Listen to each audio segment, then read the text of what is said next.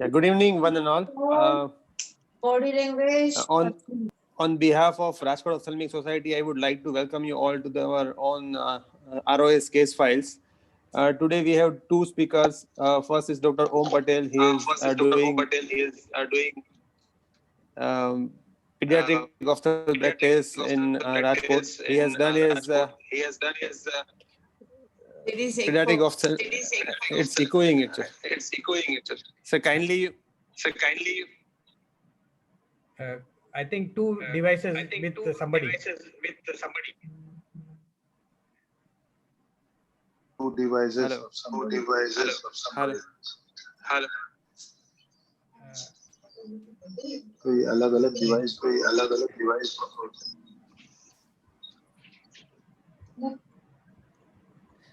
Sir, let's not waste the time. I will like to invite Dr. Om to present his case. Dr. Om, over to you. Yes, sir. Please share your screen. And Yes. as he shares his screen, Dr. Om Patel is a young and dynamic ophthalmologist who is specialized in pediatric ophthalmology with a fellowship at Hubli. And he's doing good work with a lot of pediatric cataracts, pediatric squint cases. So he'll show us one such work done by him recently. Dr. Om, yes, you can start this. Yes, sir. Is my screen visible, sir? Yes, visible. Yes.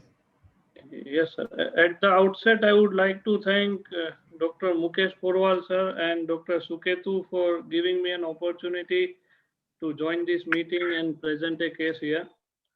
I would start with my case. Our case was a 73-year-old male. He has a complaint of blurring of vision in both the eyes since past 1 or 2 years. He also had a complaint of squinting of both eyes since last 5 to 6 years, and which was gradually increasing. On eliciting history, he had a history of high myopia. The patient said he used to wear very thick glasses of around -26 diopters. Right now, he is not using any glasses, nor he is having any records to prove that. He had a history of left eye cataract surgery before 8 months, and he had a history of multiple intravitreal injections in left eye, and the records suggested having myopic CNVM. So this is how the patient looked like. So as we can see, he was having a very large angle esotropia, and there was severe restriction of movement in all the gaze. The vision in the right eye was counting finger close to face, and the vision in the left eye was around counting finger 4 meters. On dilated examination, right eye was showing near mature cataract, and left eye was pseudophakic with myopic CNVM. Axial length in the left eye was around 31 millimeters. We could not measure the axial length in right eye as there was very severe esotropia, so I was not able to do it.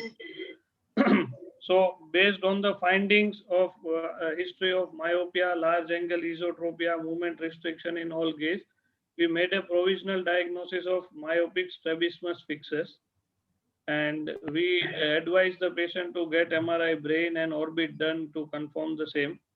But due to affordability issues, patient didn't go for an MRI. Just for a brief discussion here, what is myopic strabismus fixus? So it is an adult onset esotropia, and which is associated with high axial length, and it is typically described as progressive esotropia and hypotropia, and there is associated restriction of elevation and abduction of variable degree and severity. So what happens here is due to increased axial length, the posterior part of the globes get herniated from the there is superotemporal herniation between the superior rectus and the lateral rectus muscle. As a result, superior rectus is displaced nasally and lateral rectus is displaced inferiorly, and there is a limitation of abduction and elevation in the initial stages. So based on all our Based on our diagnosis, we suggested the patient, we made a surgical plan and we suggested both eyes medial rectus recession, large MR recession of around 7 mm, along with then a silicone tube loop myopexy for superior and lateral rectus muscle. So patient opted for left eye surgery first, and so before going to this video, we did a simple medial rectus recession in left eye first. We have to be very careful in this case as it is very difficult to hook the medial rectus because eye is in extreme esotropia and there is a contracture of medial rectus due to long-standing squint. So after hooking the medial rectus, when we pull the globe towards the center, there are high chances of medial rectus disinsertion and medial rectus going behind in the cone. Now, this is a video, this is not the video of the same patient, but this is a representational video of a similar surgery during my own surgery, but during my fellowship days. So I would just show how we do loop myopexy. As such, there are many techniques for loop myopexy. It can be done with non-absorbable suture. It can be done with using a silicone band, 240 silicone band that we use for retina surgery. But here I will here what we did was loop myopexy done with simple silicone sling, the sling which we use for frontal sling surgery. So as we can see, we made a limbal, we do a limbal based opening, and after that we hook both the muscle, that is lateral rectus and superior rectus, which are quite displaced in these cases. After that, after hooking both the muscle, then we pass an anchoring or fixation suture about 14 millimeters from the limbus. So this is the suture which holds the loop in the place. So we should be very careful while tying this suture as the sclera is very thin in this patient and we might perforate the globe. But I still find this more safe than doing a 240 silicone band because making a tunnel and passing the band is difficult. Then we pass the needle, silicone tube beneath both the muscle. Here we have to be careful as the needle is very long, as it is supposed to be used for frontal sling surgery. So we bend the needle and pass it. Once we have passed it beneath both the muscle, then we lock it with the sleeve that they have provided with the silicone tube. And after locking, we'll tighten the silicone tube here.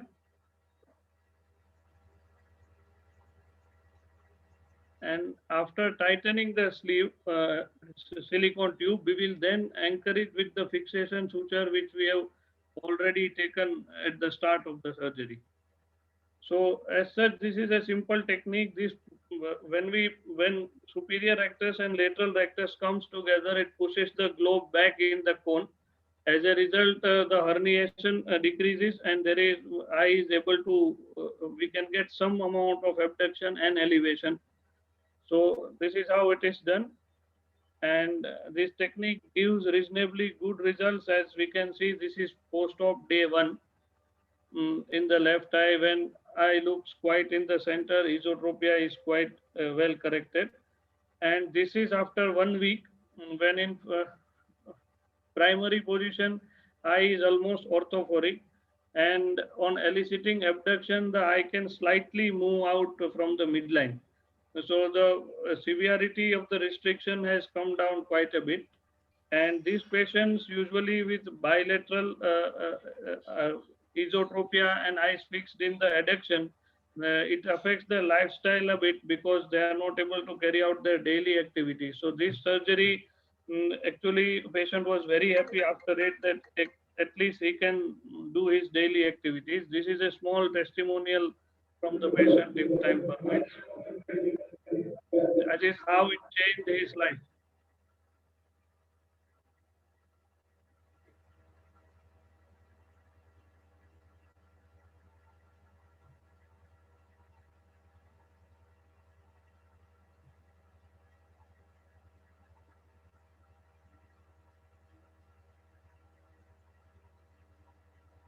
Is it audible, sir? Not audible. I think the audio is not there. Audio is not coming. Yeah. Okay, it was just a testimonial from the patient, but this was my case. Thank you. Thanks for giving me an opportunity. Thank you. Thank you, Dr. Om. A very nice demonstration of not a very common technique. I'm not sure many people use it. And nice use of the silicon tube. This silicon tube is what? Is the same as the lacrimal silicon tube, or No, how sir, is this is the silicone sling that we use for Frontalis frontalis sling surgery. sling? Yeah. Right. Okay. And you leave it there permanently, or at some point you need to remove No, it? sir, we leave it there permanently. We just fix it with the sclera so that there is no migration of the loop. Because if we, there are some surgeons who say that we don't need to fix it with the sclera, we can leave it as such also. But then after some time, we tend to migrate and migrate anteriorly, and it might come out. Erode So, the conjunctiva. yeah, also. erode the conjunctiva. Yeah. Right. Yeah, very nice. Yeah, we need more and more of these newer techniques to be demonstrated so that we know what can be possible. Otherwise, and why not the other eye in the same sitting? Patient was not willing, as there was cataract in that eye and he was having a low vision since the early days. So he told that if I can make him functional, then we will plan another eye. That was his take. Otherwise, doing in the same sitting and the same GA, both eyes would have been more better, I guess. Right. Yeah. And you always need GA for this? Yes, sir. Preferably, we do it under GA. So, yeah. Fine. Would like Dr. Pooja like to comment? Thank you, sir. Very nicely presented, very nice case. And it's not that easy to operate such case because the contracted medial rectus and the exposure, especially in high myopic patient, is often tough. So only, as he has already said, that you always have to suture the tube to the sclera. Otherwise, there are very high chances of slippage and even extrusion. But there are two techniques. Some have their own preferences. You can also use the sling or the silicone band as used in retinal surgeries, or you can use a non-absorbable suture. I myself used 5-0 polyester suture. I feel there are big chances of foreign body granulomas. It is also there with sutures, but for my convenience. And this one is the Yokoyama's procedure, where you involve the entire muscle and you have just tied them. Yamaha's procedure is also there, where you just take half of the muscle, half of the superior rectus and lateral rectus, and then you tie it. The only advantage is that sometimes, if during tightening the suture or band, and also if you have operated the medial rectus, so 3 muscle involvement can cause anterior segment ischemia if it is getting more tight at times. Otherwise, in that Yamaha's procedure, what happens is you involve only half of the muscle, so chances of anterior segment ischemia is not there. Otherwise, yes, very nice result. Congratulations, Dr. No, thank you. Thank you. Nice. Dr. Balda, sir. Am I audible? Yes, sir. Okay. Can the Fedden procedure help in these cases? Sir, I'm not able to. Can you repeat it, sir? Fedden procedure. Fedden procedure. Fedden procedure, the muscle is fixed, the portal behind the insertion. For example, here the medial rectus is working more. So we can fix up the medial rectus at the portal behind the insertion. I guess there are two issues with that. Getting an exposure for Fedden going to that posterior without disinserting that muscle is, I feel, difficult, and it is such a large angle esotropia that most of the people prefer doing a very large recession or a hangback recession or something like that. Okay. Can I add something? Yeah. Definitely, there is an issue of exposure too. Plus, it was done previously in the initial years back, that in myopic strabismus fixus. But the problem was that Here the etiology is the displacement of the superior and the lateral rectus. So there is herniation of globe posteriorly. If you leave it by doing simple Fadens or recess resect procedure, it will recover 100%. And so this new procedure was done, and the results with this are quite stable because you don't give the globe space to herniate further. You just oppose the displaced muscles. So at that particular time, this pathology was not understood very well. So Yes. now the pathology has been understood. So we can, Yes. I mean, this procedure is definitely more useful. So ideally, Just as mentioned. MRI is best, and if patient is not affording, sometimes we have to go for CT for at least some rough idea that you are dealing with Yeah. the same pathology. Right. Thank Well you, Dr. Om, for that Thank excellent case. We can move on to the next case. We invite Dr. Dharmesh Shah to share his screen and present a series of chemical burns cases. And Dr. Dharmesh Shah is well known to all of us. He's a very senior corneal specialist, and he does a lot of high volume corneal work. Dr. Dharmesh, can you please share your screen? Yes, sir. Is my screen visible? Yeah, coming up. Yeah, Yes. right. Yeah. Yes.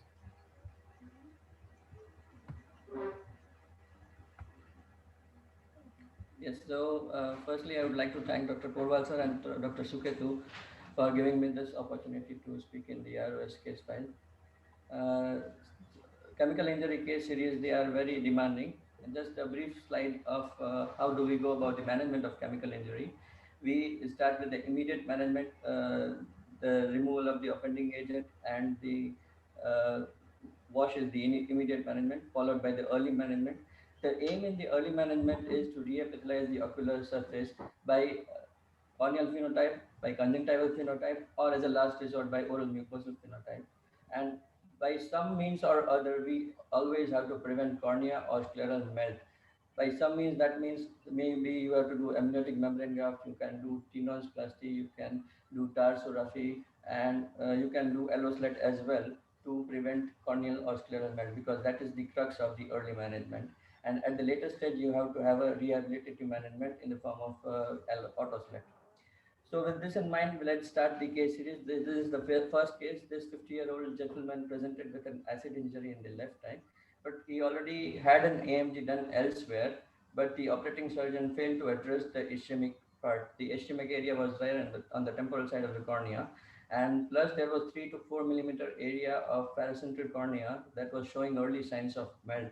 So this was, I told him that we will have to do a repeat AMG with some form of vascular vessels to bring the cornea to the temporal side. So we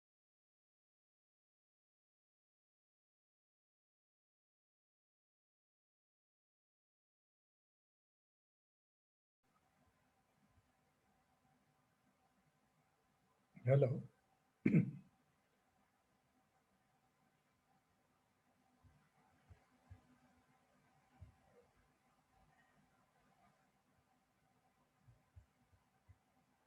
however small, however minuscule it may be, there you have to be super aggressive till it heals, because once the melt starts in, you are in for some problem. And once there is a melt or perforation, we consider our treatment of chemical injury a total failure, because the graft survival rate in case of chemical injuries is close to zero. So once the melt occurs, we have failed in treating that eye.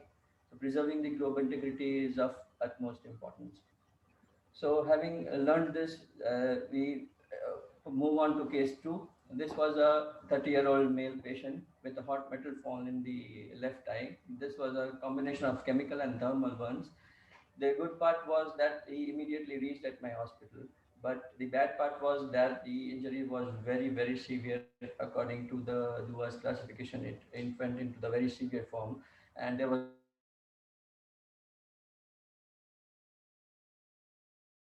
was totally necrosed. There was lid margin involvement as well.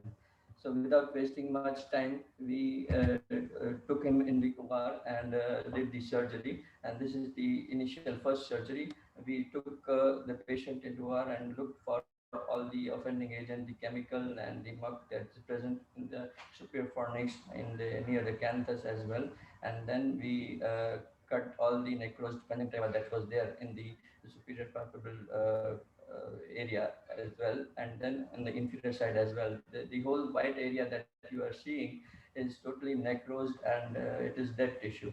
So you have to remove the offending agent as well as this dead tissue till you get good good oozing from the underlying vessels. So we remove all these necros conjunctiva, and I pull tenons from inferior fornix. We make a nick between the conjunctival and tenons and pull the tenons as much as possible by separating it, and then suture these tenons on near to the limbus with the hope that it will bring in vessels for the ischemic area to heal and the cornea to heal. And on top of that, we place an AMG for it to heal. So having done this, I was very hopeful that I have saved this eye and this eye will do very good. But then it was not so, because after first surgery, this was the post-operative picture. However, tenons I brought in near to the limbus, there was still around 2 to 3 millimeters area of limbal ischemia that was present there in spite of those sutures down there. So in the second week, I thought that the tenons was not enough, so let's take conjunctiva from the superior part, because the superior part of the conjunctiva was somewhat relatively healthy. So the tenons was as soon as I removed the opened the conjunctiva, the tenons was not there. It was it fell back, and this area I measured according to the caliper and marked down the supratemporal area. And just like we take the conjunctival autograph in the pterygium surgery, I took conjunctival autograph, but here the difference was I took more of tenons and I took a thick graph because I wanted more of tenons and vessels to reach that ischemic area. So again, this much area was bridged with a conjunctival autograph and sutured with an 8 vicral sutures, and again covered with an AMG. So I thought now it is enough. So it would now this area would heal. Yes, it was better than previous one, but still there was around 1 to 2 millimeters of area of limbal ischemia present inferiorly. This was after second surgery. So after that, the non-healing area persisted, and I thought that let's give a break for some time to the eye. So I did a paracentral tarsorrhaphy in the third week, and I hope that for 2 weeks of tarsorrhaphy, this will heal by itself. But I was not. I was again proven wrong.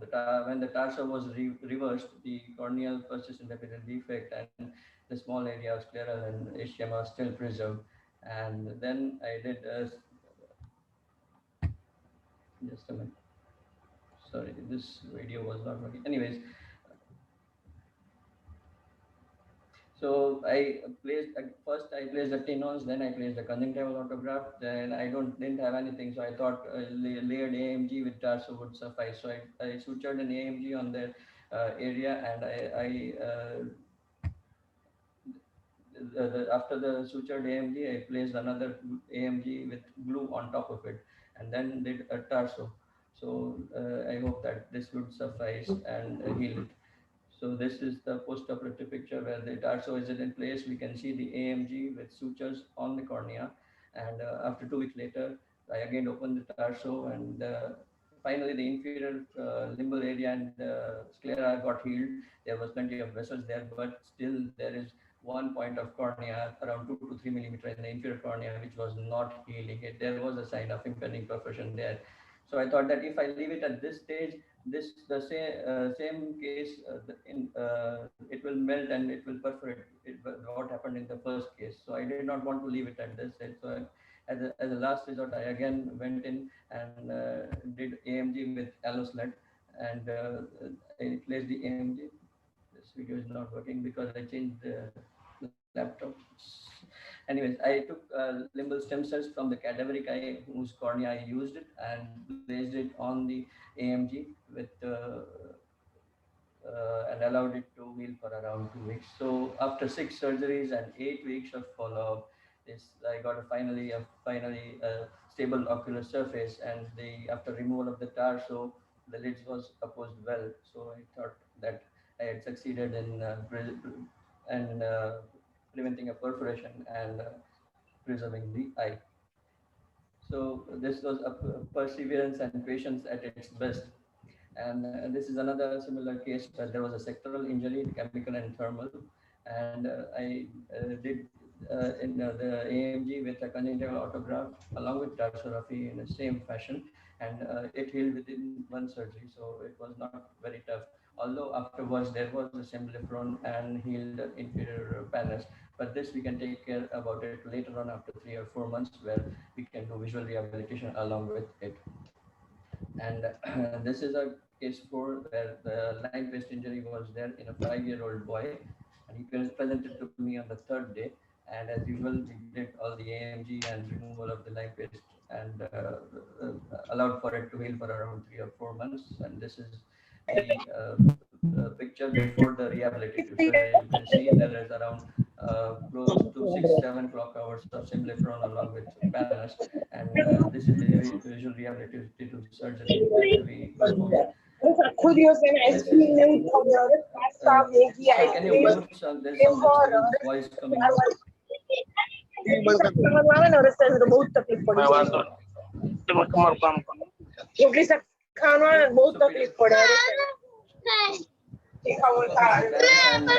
the good part is that once we remove this superficial panels, the underlying cornea is very smooth, and if we get a single plane. Dr.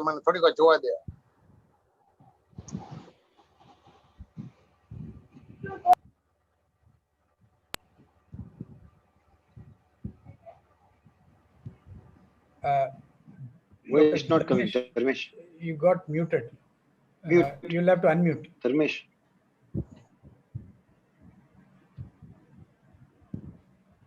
Dharmesh, you got muted.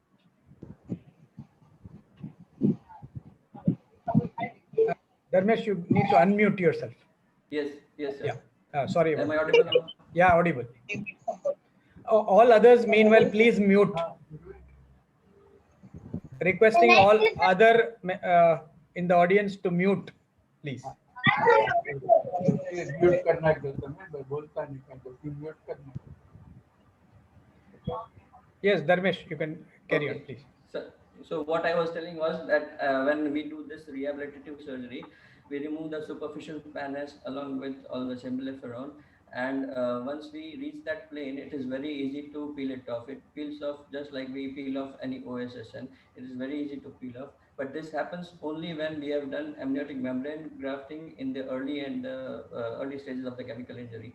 So once it has healed over that amniotic membrane, it is very easy to peel it off, and beneath lies a crystal clear cornea. And in such cases, the visual rehabilitation is very rewarding, because the new amniotic membrane stucks on the smooth cornea very well, and on top of it, we do simple limbal epithelial transplant or the autoslet. So this is how I am removing the panels from the cornea, and I'm trying to preserve as much as conjunctiva as possible, because there is less of a free conjunctiva in such cases. So we suture all the conjunctiva in the periphery and place an AMG over the cornea. So this is how we go about it. And after that, once the AMG is stuck, I'm sorry for this long video. The bar is not coming.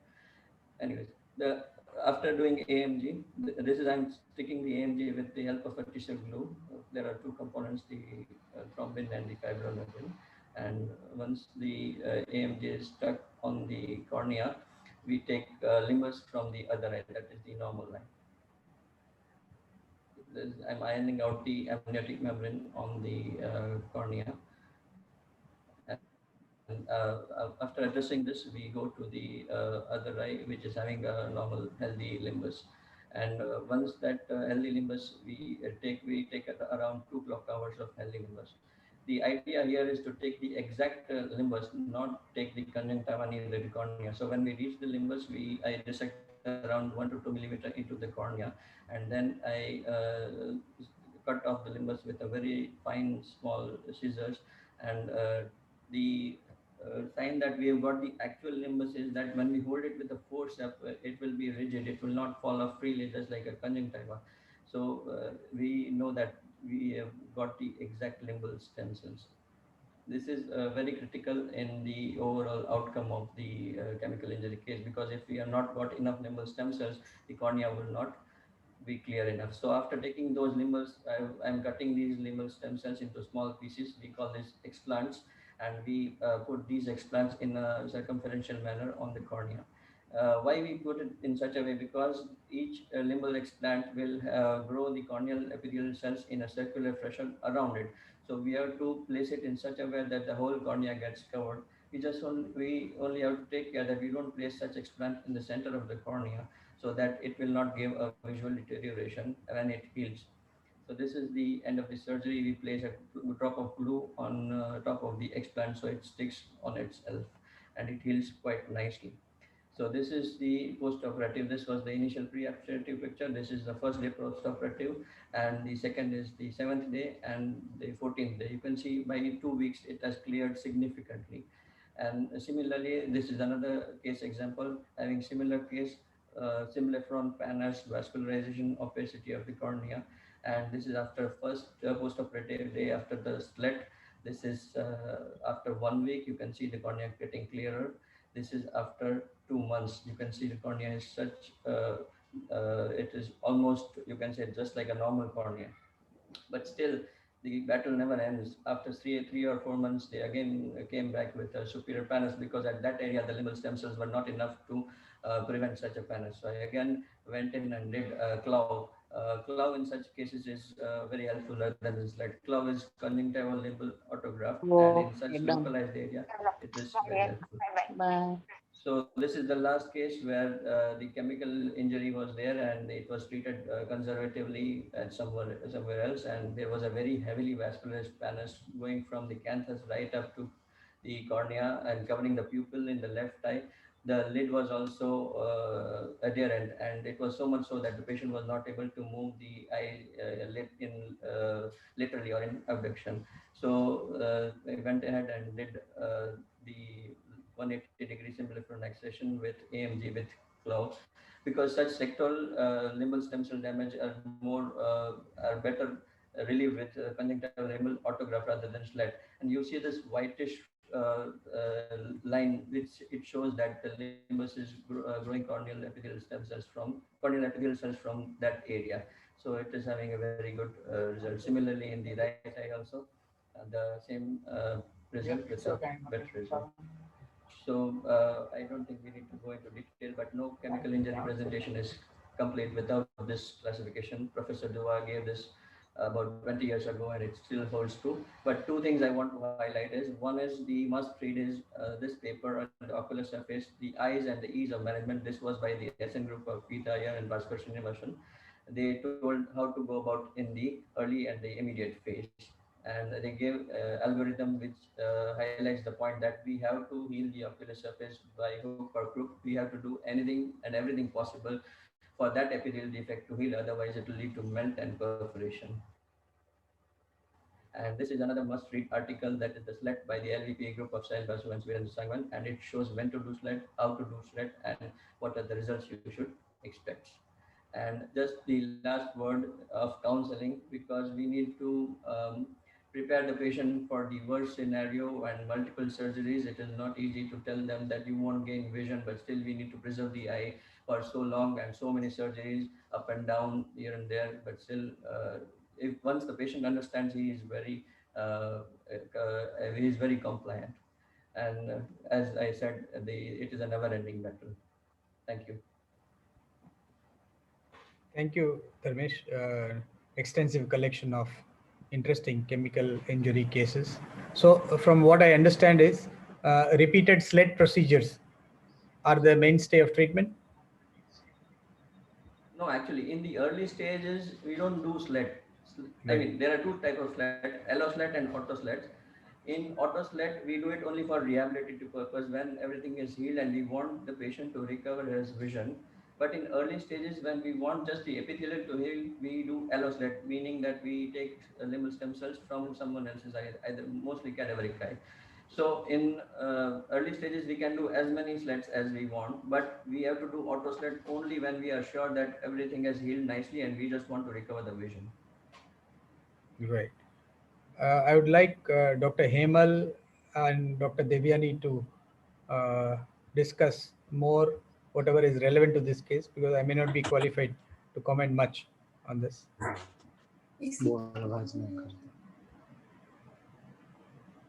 Yeah, Dr. Hemal.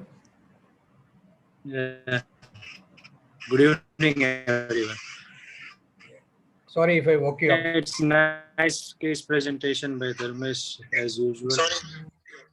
No, I was awake only.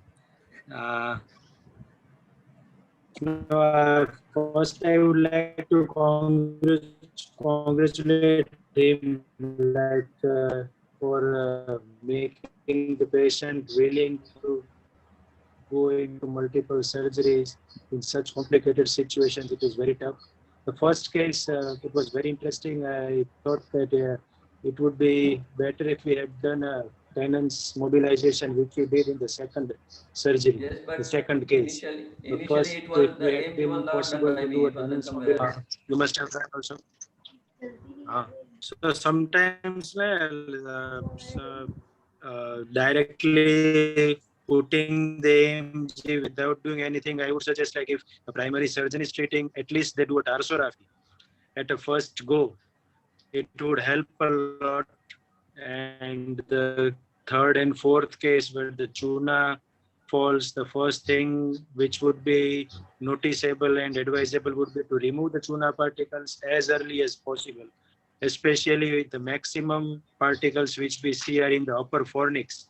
And most of the time they are missed when the patient reaches to the corneal surgeon. It's almost like 7-10 days, and then they become so embedded and difficult to treat such patients without having long-lasting complications. Otherwise, nothing much to comment. All the cases were handled excellently, and congratulations, Dharmesh. Thank you very much. Thank you. Dr. Devyani, please. Thank you. Thank you for calling on me, sir. Excellent cases and a wide range of cases, Dharmesh sir. I have one comment, as Hemal bhai also mentioned, that I have realized with my limited experience of tenonsplasty that if we combine it with tarsorrhaphy, the inferior tenons, it does not retract as much, because especially a lot of our chemical injury patients tend to be children, and it is difficult for the tenons which we have mobilized with all our might to even keep that tenons at the limbus, because that's not where it really belongs. So it doesn't want to remain there. What tarsorrhaphy helps with both keeping the tenons closer to the limbus and also giving the eye some rest, as you very rightly mentioned, Dharmesh sir. That was just one point that I felt that I took away from a few of my tenons retraction cases. But excellent. I again would applaud your counseling, because to counsel a patient and enable them to get 6 or 7 surgeries done with you for, as you said, not visual prognosis, but everything else. It's really commendable. He is so friendly now. He even understands what an epithelial defect is, how are the vessels on the cornea. He understands everything now. Excellent. I would really, it is very difficult to convince these patients because everybody wants that egg surgery ma ready thai jase na. So, the ready is a real problem for us, especially with chemical injuries. So, yeah, I mean, amazing that you were able to do 6 or 7 surgeries for the patient. But as you very rightly said, the battle it's a war. It's just one battle at a time. So, I again congratulate you on this series of wonderfully managed cases. Really. Thank you, Dr. Devyani. Thank you, Dr. Dharmesh. Suketu. So